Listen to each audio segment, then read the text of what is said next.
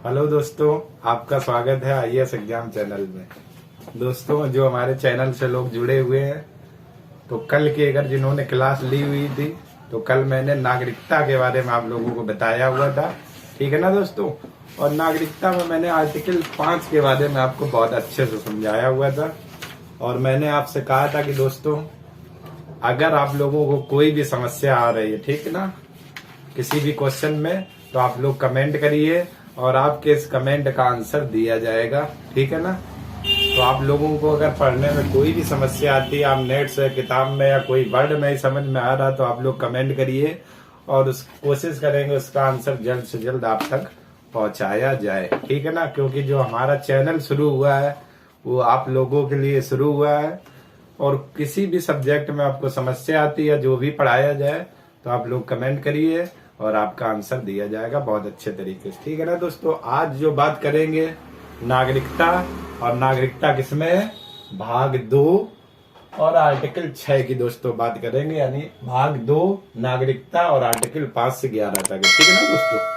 तो जो भी लोग हमारे इस चैनल से जुड़े हुए हैं, चैनल को आप लोग लाइक करें, सब्सक्राइब करें, शेयर करें, ठीक। और दोस्तों, आज की क्लास शुरू करते हैं आप लोगों के लिए एक बेहतरीन सी, लेकिन उससे पहले जरा आप लोगों के लिए एक रोमांटिक शायरी हो जाए, तो जरा आप लोग ध्यान से सुनिएगा, ठीक है ना। आपके आ जाने से हर मौसम गुलाबी हो जाए, आपके आ जाने से हर मौसम गुलाबी हो जाए, और आपके छू लेने से दिल में खराबी हो जाए। आपके आ जाने से हर मौसम गुलाबी हो जाए, और आपके छू लेने से दिल में खराबी हो जाए। आपकी झील सी आंखों में इतना तो नशा होगा, अरे पीने वाले क्या बोतल भी शराबी हो जाए। तो शुरू करते हैं दोस्तों आज की क्लास इस खूबसूरत शायरी के साथ, और बात करते हैं नागरिकता भाग 2, ठीक है ना दोस्तों। नागरिकता भाग 2, और इसमें क्या लिखा हुआ है, नागरिकता भाग 2, और बात शुरू करते हैं आर्टिकल 6 यानी अनुच्छेद 6। क्या लिखा हुआ है, भारत से पाकिस्तान से भारत आने वाले लोगों की नागरिकता, ठीक। ये वर्डिंग दोस्तों लिखी हुई है, क्या, पाकिस्तान से भारत आने वाले लोगों की नागरिकता। इसका मतलब क्या हुआ दोस्तों, जरा ध्यान से देखिएगा आप लोग, इसका मतलब देखिएगा, इसका कैसे नागरिकता मिलेगी, बहुत अच्छे से आप लोग देखना जरा दोस्तों। वे लोग जो 19 जुलाई, वे लोग जो 19 जुलाई 1948, ठीक, डेट आप देखिए कौन सी, 19 जुलाई 1948 तक, ठीक है ना दोस्तों। ये डेट आपके लिए इंपॉर्टेंट रहेगी, कौन से लोग, ठीक, यानी पाकिस्तान से भारत आने वाले लोगों को नागरिकता मिलेगी, लेकिन कौन सी कंडीशन है यहाँ पर, वे लोग जो 19 जुलाई 1948 तक, ठीक है ना, 19 जुलाई 1948 तक, या उससे पहले, या उससे पहले, या उससे पहले, ठीक है ना, उससे पहले भारत आ गए हैं, भारत आ गए हैं, तो वे भारत के नागरिक होंगे, तो वे भारत के नागरिक होंगे, ठीक है ना दोस्तों। तो वे किसके नागरिक होंगे, भारत के नागरिक होंगे, ठीक। जरा देखिए, इन्होंने आर्टिकल जो 6 है, इन्होंने क्या कहा है कि वे लोग जो 19 जुलाई 1948 तक, या उससे पहले, यानी इस तारीख से पहले, ठीक है ना, 47 भी हो सकता है, 46 भी हो सकता है, या 1948 तक, या इससे पहले भारत अगर आ गए हैं, ठीक है ना, भारत अगर आ गए हैं, तो वे भारतीय नागरिक होंगे, ठीक है ना। ये बात कही गई, ठीक, क्या, पाकिस्तान से भारत आने वाले लोगों की नागरिकता, ये आपकी मेन हेडिंग थी, ठीक है ना इसमें। और डिटेल में बात करें तो पहला पॉइंट इन्होंने क्या कहा है, ऐसे व्यक्ति जो लोग 19 जुलाई 1948 तक, या उससे पहले, ठीक, यहाँ पर देखिए 19 जुलाई 1948 तक, या उससे पहले भारत आ गए, तो वे भारत के नागरिक होंगे, ठीक। अब आपके मन में क्वेश्चन आ रहा होगा, तुरंत आया होगा कि सर 19 जुलाई 1948 के अगर बाद आ रहे भारत तो भी क्या नागरिक होंगे? जरा देखते हैं आपके इस क्वेश्चन का सवाल का आंसर। देखिए, जरा देखिए, वे लोग जो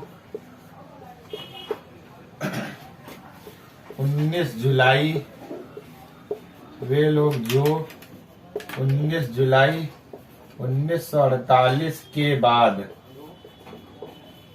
भारत आए हैं के बाद, ठीक है ना दोस्तों, वे लोग जो 19 जुलाई 1948 के बाद भारत में आए हैं, भारत में आए हैं, बाद की बात हो रही, ठीक। और इसमें पहले वाले में क्या था? 1948 तक या उससे पहले। और यहाँ पर क्या हो रहा है? 19 जुलाई 1948 के बाद भारत में अगर आए हैं, ठीक है ना, भारत में आए हैं, उन्हें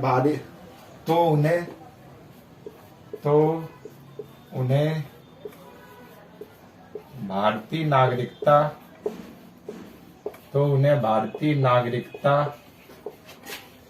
प्राप्त करने के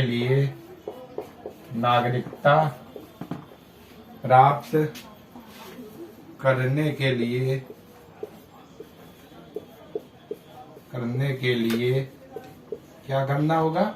आवेदन देना होगा, यानी आवेदन के थ्रू आवेदन देना होगा। और आवेदन के थ्रू वो क्या हो जाएंगे? भारत के नागरिक हो जाएंगे, ठीक है ना। ये आर्टिकल अनुच्छेद या आर्टिकल 6 में बात कही गई क्या? पाकिस्तान से भारत आने वाले लोगों की नागरिकता। इसका मतलब क्या हुआ कि वे व्यक्ति जो या वे लोग जो 19 जुलाई 1948 तक, ठीक है ना, उस तक या उससे पहले भारत में आएंगे तो वो भारत के नागरिक होंगे।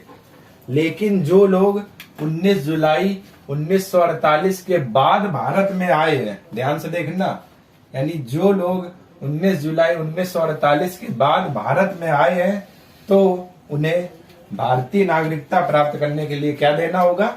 आवेदन देना होगा। और उस आवेदन के तहत वो क्या हो जाएंगे? भारत के नागरिक हो जाएंगे, ठीक। ये आर्टिकल कौन सी बात करता है? आर्टिकल 6, ठीक है ना दोस्तों। और जब आप बुक देखोगे तो ये इतनी वर्डिंग उसमें लिखी होती है एक शॉर्ट में, और इसका जो सार है ये आपका पूरा डिटेल में है, ठीक है ना दोस्तों। तो ये आर्टिकल 6 बात करता है क्या? पाकिस्तान से भारत आने वाले लोगों की नागरिकता, ठीक। तो आप लोग जरा स्क्रीनशॉट ले लीजिए इतने का, इसके बाद आगे बात करते हैं, ठीक है ना। बहुत अच्छे से स्क्रीनशॉट ले लीजिए आप लोग एक बार, इसके बाद आगे बात करते हैं। जरा स्क्रीनशॉट ले लो आप लोग, आगे बात करते हैं। स्क्रीनशॉट ले लीजिए, आगे बात करते हैं। दोस्तों आप लोगों ने स्क्रीनशॉट ले लिया होगा। और अब बात करते हैं अनुच्छेद 7, ठीक है ना। क्या कहा गया है? भारत से पाकिस्तान जाने, ठीक, वर्डिंग देखना, भारत से कहा जा रहे? पाकिस्तान। और फिर क्या? पुनः वापस आने वाले लोगों की नागरिकता के बारे में कहा गया, ठीक है ना। यानी भारत से जो लोग पाकिस्तान गए और पुनः वापस आ गए, उनकी नागरिकता का प्रावधान जो किया गया वो किसमें किया गया? आर्टिकल 7 में दोस्तों, ठीक है ना। आर्टिकल 7 में क्या कहा गया है? जरा ध्यान से देखिए। 1 मार्च 1947 को, ठीक है ना, 1 मार्च 1947 को जो लोग पाकिस्तान को चले गए, जो लोग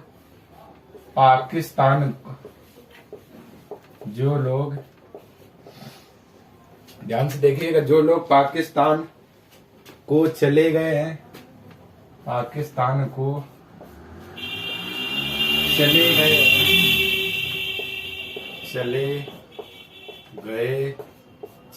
हैं, वे भारत के नागरिक नहीं होंगे। वे भारत के नागरिक नहीं होंगे, ठीक है ना। ये यानी 1 मार्च 1947 को जो लोग पाकिस्तान को चले गए हैं वे भारत के नागरिक नहीं होंगे, किंतु अगर वे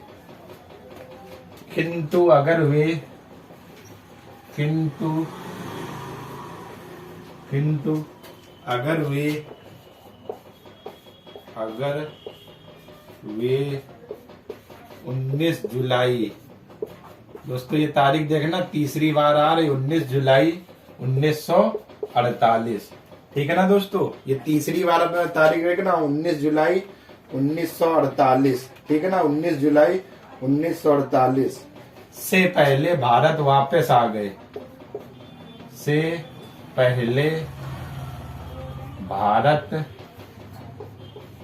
वापस आ गए, भारत वापस आ गए, तो वे भारत के नागरिक होंगे, तो वे भारत के क्या होंगे, भारत के नागरिक होंगे। ये है आपका कौन सा, अनुच्छेद 7। अब आप इसको जरा अच्छे से समझिए, अनुच्छेद 7 क्या कहता है, देखना ध्यान से। इन्होंने कहा है भारत से पाकिस्तान जाने तथा पुनः वापस जो भी आएंगे, ठीक, आने वाले लोगों की नागरिकता, और ये आर्टिकल किस में बात करी गई, अनुच्छेद 7 में। ठीक है ना दोस्तों। इसके बाद आप लोग वर्ड देखिए जरा, 1 मार्च 1947 को जो लोग पाकिस्तान को चले गए वो भारत के नागरिक नहीं होंगे, लेकिन या किंतु, ठीक है ना, अगर वे 19 जुलाई 1948 से पहले भारत वापस आ जाते हैं तो वे भारत के आपके क्या हो जाएंगे, नागरिक हो जाएंगे, यानी तो वे भारत के नागरिक होंगे। और ये बात किसमें कही गई, अनुच्छेद 7 में, क्या, कि भारत से पाकिस्तान जाने और पुनः वापस आने वाले लोगों की नागरिकता का प्रावधान किया गया है।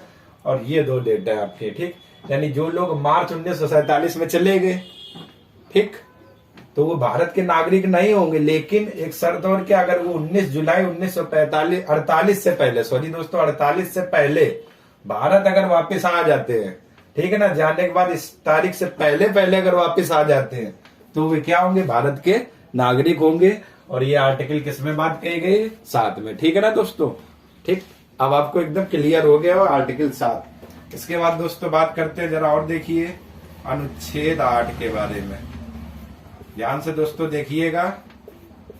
अनुच्छेद 8, अनुच्छेद 8, ठीक, ये क्या कहता है, आर्टिकल 8 कहता है भारत में जन्मा हो, भारत में जन्मा हो परंतु विदेश में रहता हो, परंतु विदेश में रहता हो, परंतु विदेश में रहता हो। ठीक है ना, ठीक, ये बात हो रही। और दोस्तों जरा ध्यान से देखिएगा, जो संविधान था आपका, संविधान कब बनकर तैयार हुआ था, 26 नवंबर 1949, यही तो हुआ था ना, 26 नवंबर, और पूर्णतः लागू हुआ था 26 जनवरी 1950 को। ठीक है ना दोस्तों, यानी संविधान। तो इसका मतलब आप देखिए, ये तारीख तो है, मैं हटा देता हूँ, आप लोग मतलब जरा देखिए इसका क्या हुआ। ठीक है ना दोस्तों, जरा आप मतलब इसका देखिए क्या होता है, जरा आप लोग अच्छे से देखिएगा, ठीक, वर्डिंग जरा समझना क्या इन्होंने कहा हुआ, ध्यान से देखिएगा। भारत में जन्मा हो परंतु विदेश में रहता हो, इसका अर्थ दोस्तों बहुत अच्छे समझ लेना, देखना। जब आपका संविधान बनकर तैयार हुआ था, कब, 26 जनवरी 1950। ठीक है ना दोस्तों, ठीक।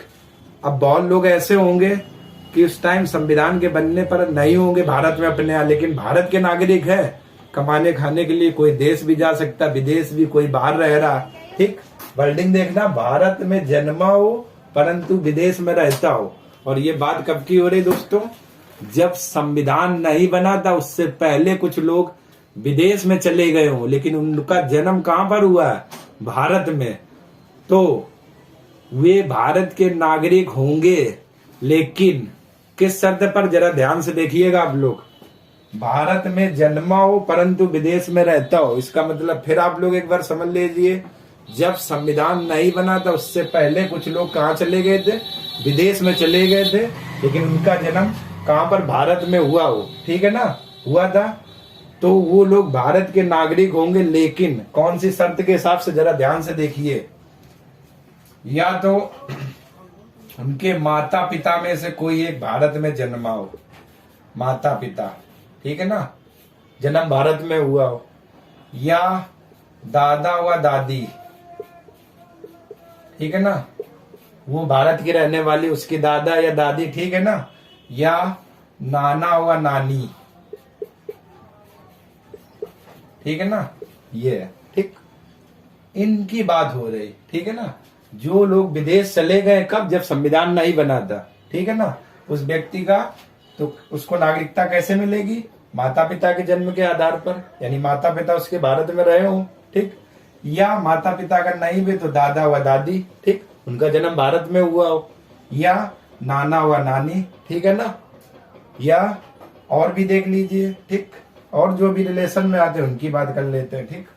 तो ये मतलब हुआ, यानी संविधान के बनने से पूर्व जो लोग विदेश चले गए थे, ठीक है ना, संविधान के बनने से पहले पहले जो लोग विदेश चले गए थे, ठीक, उनको नागरिकता मिलेगी, लेकिन कैसे, दादा या दादी का जन्म अगर उनके भारत में हुआ हो, नाना या नानी का जन्म हुआ हो, माता या पिता का जन्म हुआ हो, तो वो किसके नागरिक होंगे, भारत के नागरिक होंगे। और ये आर्टिकल कौन सी बात करता है, आर्टिकल 8, ठीक है ना, क्या, भारत में जन्मा हो परंतु विदेश में रहता हो तो भी वो नागरिक होगा, किनके आधार पर, ये कुछ कंडीशन है, इनके आधार पर नागरिक बना रहेगा। और ये आर्टिकल कौन सी बात करता है, 8, ठीक है ना दोस्तों। एक बार जरा आप लोग इतने का स्क्रीनशॉट ले लीजिए, इसके बाद आगे बात करते हैं, ठीक। अगर आपको कोई भी प्रॉब्लम आ रही है समझने में तो आप लोग कमेंट जरूर करिएगा और आपके कमेंट का आंसर दिया जाएगा। तो एक बार स्क्रीनशॉट ले लीजिए आप लोग, ठीक है दोस्तों, आप लोगों ने स्क्रीनशॉट ले लिया होगा, ठीक। अब बात करते हैं दोस्तों अनुच्छेद 9, ठीक है ना, ये आर्टिकल 9 क्या कहता है, विदेशी राज्य की नागरिकता ग्रहण करने पर भारत की नागरिकता समाप्त हो जाएगी।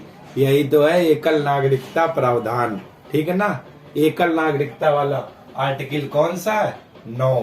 क्या है, अगर कोई व्यक्ति अपनी मर्जी से या स्वेच्छा से विदेशी राज्य की नागरिकता ग्रहण कर लेता है, ठीक है ना दोस्तों, अगर कोई व्यक्ति अपनी मर्जी से, ठीक है ना, विदेशी राज्य की नागरिकता ग्रहण कर लेता है तो उसकी भारत की नागरिकता समाप्त हो जाएगी, ठीक है ना, बात समझ रहे हैं ना, इसका मतलब, ठीक, बिल्कुल सीधा सीधा है, इसमें कुछ भी घुमाव नहीं है। अगर कोई व्यक्ति अपनी मर्जी से, ठीक, विदेशी राज्य की नागरिकता ग्रहण कर लेता है तो उसकी भारत की नागरिकता समाप्त हो जाएगी।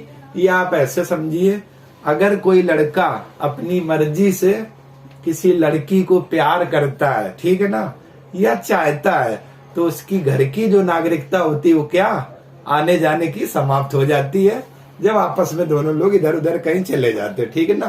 तो वही इसका भी मतलब है, क्या है कि विदेशी राज्य की नागरिकता ग्रहण करने पर भारत की नागरिकता समाप्त हो जाएगी। इसमें सीधा है, कुछ भी आपका तिरछा मुरछा नहीं, ठीक।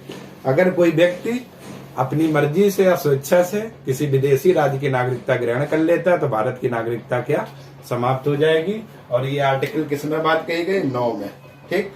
अब दोस्तों जरा देखिए जो सबसे खतरनाक आर्टिकल है, ठीक है ना, यानी अनुच्छेद 10, बहुत खतरनाक है। जरा देखिएगा दोस्तों, आर्टिकल 10, इसमें क्या कहा गया है, ठीक है ना दोस्तों, जरा देखिए, जरा देखिए, एक बार मैं लिख देता हूं क्योंकि इसकी थ्योरी कुछ बहुत ज्यादा लंबी है। देख, प्रत्येक व्यक्ति, ध्यान से दोस्तों देखिए, प्रत्येक व्यक्ति, ठीक, जो इस भाग के,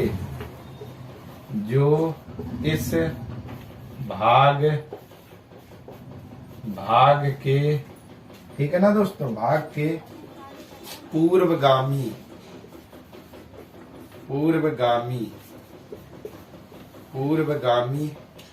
ठीक, ऐसे ऐसे वर्ड आएंगे, पूर्वगामी प्रावधानों के तहत, प्रावधानों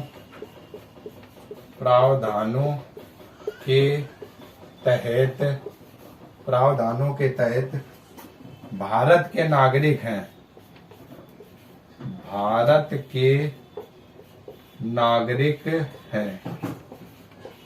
भारत के नागरिक हैं, ठीक है ना, या किसी भी कानून के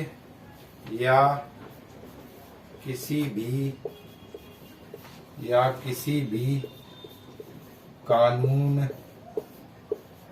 ठीक है ना, किसी भी कानून के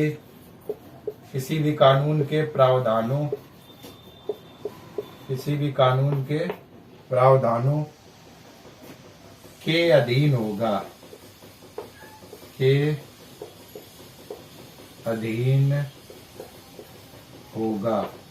किसी भी कानून के प्रावधानों के अधीन होगा जो संसद द्वारा तैयार किया जा सकता है, जो संसद द्वारा तैयार किया जा सकता है, तैयार किया जा सकता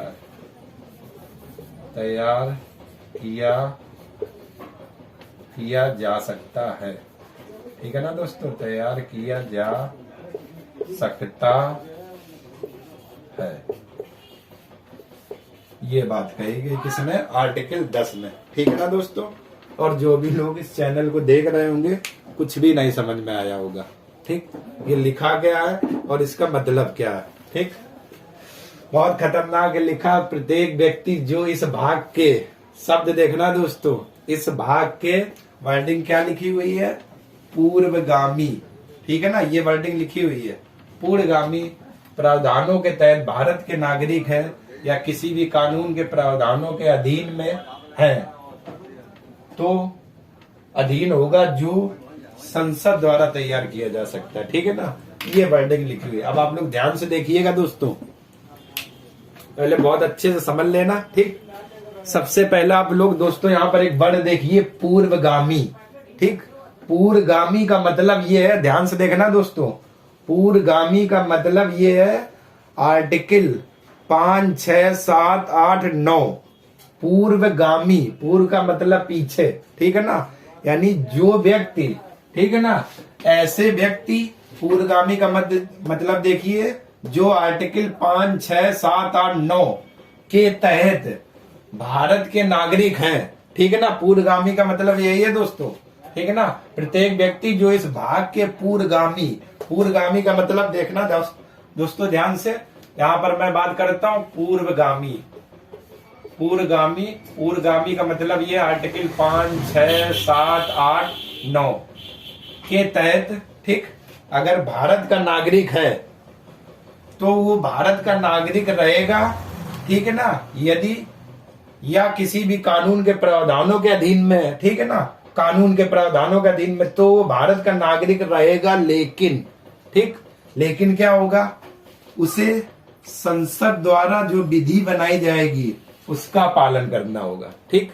मतलब क्या हुआ, जिन व्यक्तियों ने आर्टिकल 5, 6, 7, 8, 9, ठीक, ये लिखा हुआ पूर्वगामी, इसका मतलब यही है, ऐसे व्यक्ति जो लोग आर्टिकल 5, 6, 7, 8, 9 के तहत भारत की नागरिकता प्राप्त कर ली है, तो वो भारत के नागरिक रहेंगे, लेकिन कैसे, उनको संसद द्वारा जो भी विधि बनाई गई होगी उनका पालन करना होगा, ठीक।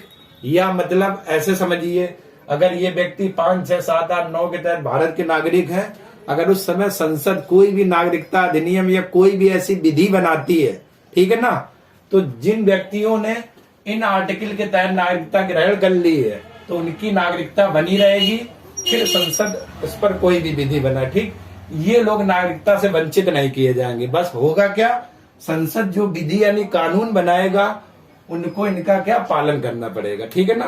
पूर्वगामी का बहुत अच्छे से मतलब देखिए आप लोग, ऐसे व्यक्ति जो आर्टिकल 5, 6, 7, 8, 9 के तहत नागरिकता प्राप्त कर ली है तो वे भारत के नागरिक रहेंगे, लेकिन कैसे, संसद द्वारा जो विधि बनाई जाएगी उनको उस विधि का पालन करना होगा। मतलब क्या हुआ, अगर संसद नागरिकता संबंधी कोई भी कानून बनाता है तो ठीक, ये लोग व्यक्ति उस कानून से बाहर नहीं होंगे, यानी ये लोग नागरिक बने रहेंगे जिन्होंने आर्टिकल 5, 6, 7, 8, 9 के तहत नागरिकता भारत की ग्रहण कर ली है, तो ये लोग नागरिक बने रहेंगे, इनको वंचित नहीं किया जाएगा। और ये आर्टिकल क्या कहता है, 10 कहता है। ये कुछ ऐसे वहां पर शब्द लिखे हुए, पूर्वगामी प्रावधानों, इस तरीके से, ठीक है ना। पूर्वगामी का मतलब यही है पिछले आर्टिकल, यानी 5, 6, 7, 8, 9 के तहत जिन व्यक्तियों ने भारत की नागरिकता ग्रहण कर ली है तो वो भारत के नागरिक रहेंगे, लेकिन उन्हें क्या, संसद द्वारा बनाई गई विधि का पालन करना होगा, या संसद उस समय कोई भी नागरिकता संबंधी कानून बनाती है तो जो लोग इन आर्टिकल के तहत नागरिकता ग्रहण कर ली है तो ये भारत के नागरिक रहेंगे, इनको उस कानून के तहत वंचित नहीं किया जाएगा। बस शर्त क्या होगी, उन्हें संसद की विधि का पालन करना होगा। ये आर्टिकल कौन सी बात कहता है, आर्टिकल 10। ठीक दोस्तों, अच्छे से आपको अभी भी समझ में आ गया होगा। अगर आपको नहीं समझ में आया तो आप लोग कमेंट करिए, फिर मैं दोबारा बताऊंगा आपको। ठीक, इसके बाद दोस्तों बात करते हैं आपका आर्टिकल और बचा हुआ है, अनुच्छेद 11। ठीक है ना, अनुच्छेद 11, आर्टिकल 11 या अनुच्छेद 11, इस पर और दोस्तों बात कर लेते हैं। ठीक, लेकिन उससे पहले एक बार 10 नंबर फिर देख लेते हैं। आर्टिकल क्या है, इस आर्टिकल में कहा गया है प्रत्येक व्यक्ति जो इस भाग के पूर्वगामी, मतलब वे व्यक्ति जो, ठीक, आर्टिकल 5, 6, 7, 8, 9 के तहत भारत के नागरिक हैं तो वो भारत के नागरिक बने रहेंगे। ठीक, उनको क्या होगा, संसद के द्वारा अगर कोई भी विधि बनाया जाता है तो उसका पालन करना होगा। मतलब जैसे ये आर्टिकल 5, 6, 7, 8, 9 के तहत जो व्यक्ति भारत के नागरिक हैं, अगर उस टाइम, ठीक, संसद कोई कानून बनाती है नागरिकता से संबंधी तो इन लोगों को नागरिकता से वंचित नहीं किया जाएगा और ये भारत के नागरिक बने रहेंगे। बस शर्त क्या होगी, उन्हें संसद की उस विधि का पालन करना होगा। और अब आप लोग दोस्तों बहुत अच्छे से इसका अर्थ समझ गए होंगे और इससे ज्यादा मैं समझा भी नहीं पाऊंगा आप लोगों को। मैंने 5-6 बार आपको बता दिया होगा, ठीक है ना, और बिल्कुल क्लियर हो गया होगा। अब आर्टिकल बात करते हैं अनुच्छेद 11 क्या है, नागरिकता के विषय पर।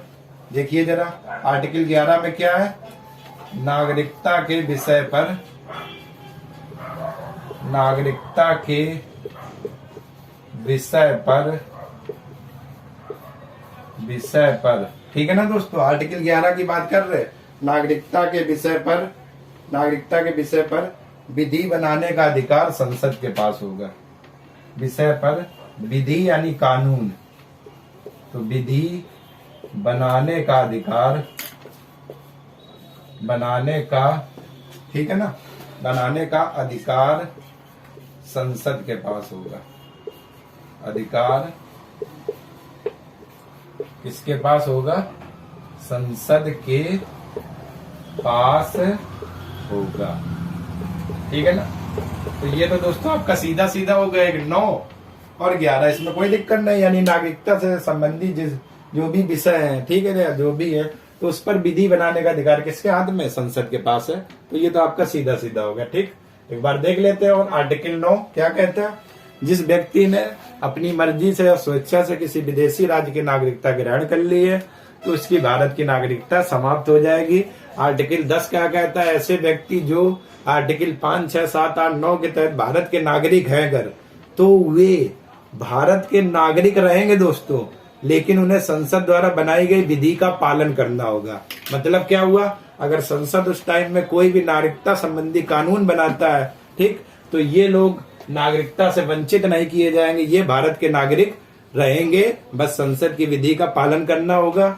और आर्टिकल 11 क्या कहता है, नागरिकता के विषय पर विधि बनाने की जो, ठीक, अधिकार है वो किसके पास होता है, संसद के पास में। ठीक, तो एक बार दोस्तों जरा आप लोग स्क्रीनशॉट ले लीजिए, इसके बाद आगे बात करते हैं। ठीक है दोस्तों, अब जरा देखिए बात करते हैं नागरिकता अधिनियम 1955। एक अधिनियम आया था, नागरिकता अधिनियम, और ये कब आया था, 1955 में।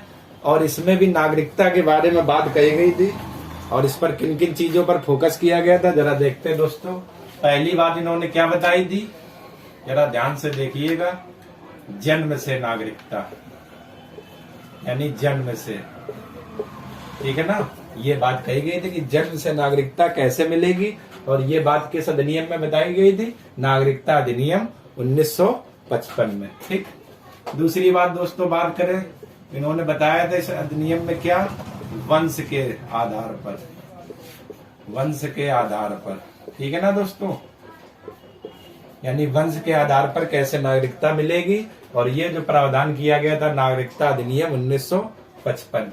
तीसरी दोस्तों इन्होंने बात क्या कही थी, पंजीकरण के आधार पर, पंजीकरण के आधार पर, पंजीकरण के आधार पर नागरिकता प्राप्त होगी।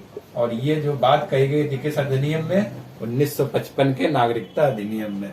और चौथी बात क्या इसमें इन्होंने कही थी, भूमि अर्जन के द्वारा, भूमि अर्जन के द्वारा, भूमि अर्जन के द्वारा, ठीक है ना दोस्तों। नागरिकता अधिनियम में ये इतनी बातें कही गई थी, क्या क्या, जन्म से कैसे नागरिकता मिलेगी, वंश के आधार पर कैसे नागरिकता मिलेगी, पंजीकरण के आधार पर कैसे मिलेगी या नागरिक होंगे वो भारत के, ठीक, और भूमि अर्जन के द्वारा कैसे नागरिकता मिलेगी या नागरिक होंगे। इतनी दोस्तों बात करेंगे। फिर एक और बात करेंगे वो थोड़ा आपके अलग से, नागरिकता का अंत कैसे होगा, नागरिकता का अंत, ठीक है ना, यानी नागरिकता किस किस स्थितियों में समाप्त की जा सकती है, इस पर चर्चा होगी, ठीक है ना दोस्तों। जो नागरिकता अधिनियम 1955 आया था इसमें बताया गया था कि जन्म के आधार पर नागरिकता कैसे दी जाएगी, वंश के आधार पर कैसे दी जाएगी, पंजीकरण के आधार पर कैसे दी जाएगी, भूमि अर्जन के आधार पर कैसे दी जाएगी, ठीक है ना दोस्तों। भूमि अर्जन का मतलब होता है ऐसा कोई भूभाग, ठीक, जो भारत ने अपने अधिकार क्षेत्र में मिला लिया हो और उस टाइम उसमें जो भी लोग रह रहे होंगे, ठीक, वो ऑटोमेटिक भारत के नागरिक हो जाएंगे। ये दोस्तों मतलब होता है क्या, भूमि अर्जन के में, ठीक है ना, यानी ऐसा भूभाग, ठीक, जो भारत अपने अधिकार क्षेत्र में मिला लेता है और उस भूभाग में जो भी निवासी रह रहे होंगे वो भारत के नागरिक स्वतः हो जाएंगे। ये मतलब होता है भूमि अर्जन। फिर दोस्तों बात करेंगे नागरिकता का अंत किन किन स्थितियों में होता है, ठीक है ना दोस्तों। एक नागरिकता अधिनियम 1955 में आया गया था और इसमें इन बातों का जिक्र किया गया था, जन्म से, वंश के, पंजीकरण के आधार पर, भूमि अर्जन के आधार पर। और इसके बाद दोस्तों एक आखिरी जो बिंदु रहेगा उस पर बात करेंगे, नागरिकता का अंत कैसे होगा, ठीक दोस्तों।